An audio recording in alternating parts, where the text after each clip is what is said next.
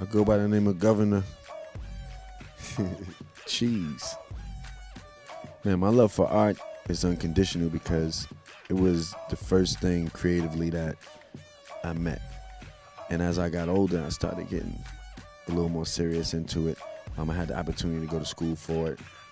You know, then when the process and I got a little older, I kind of like curved into music more, curved into DJing, MCing. I was doing those things and I kind of left the art side behind for a while. So I started DJing and then I started doing other things and I became, you know, a pretty successful producer, and to the point where I was able to get my first house. And when I got my first house, I was like, man, like, I should get something. I need something on the walls. So then I started going to these galleries and, of course, buying the wrong things at that time. You know, they selling you what they want to sell you. And after a year of spending money and kind of wasting it, one of the gallery owners took liking to me and was like, man, you know, you're really into this art. Like, not too many people in your culture, you know, care that much. You know, they just want what's the hottest thing, what's the coolest thing to hang on the wall. And that's that. You know, you really sitting down asking questions. Then I was introduced to this guy named Basquiat.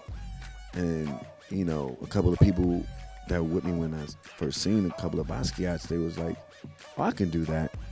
And when you look at Basquiat work, if everybody feel like they can do that.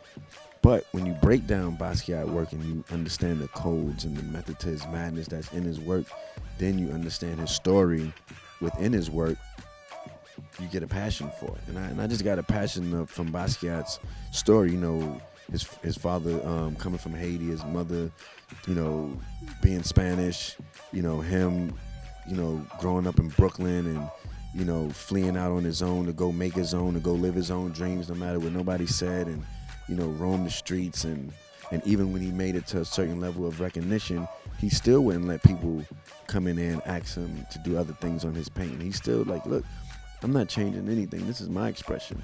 And for him to have that integrity about what he believed in is super inspiring because I went through that. I definitely feel that me educating the world on Basquiat, especially our culture and where he comes from, I think is more than a responsibility. I think it's like the all-time must do. I didn't only want to just put him on a power. It's like, no, we need to educate people as well on Basquiat, and that's why we're in the middle of opening up a Basquiat store.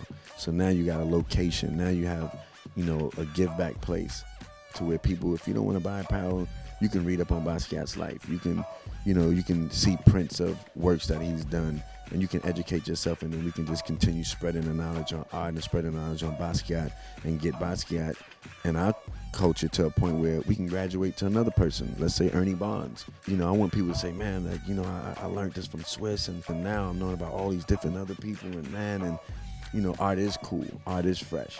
You know, a lot of people, you know, think art is something you have to hide. And even a lot of my peers, they, you know, 60% of the industry do art. And I'm like, yo, why we not forming up and making this a movement? You know, a lot of people are not comfortable because art is so personal. But I'm not hiding. I'm here. We're going all the way in.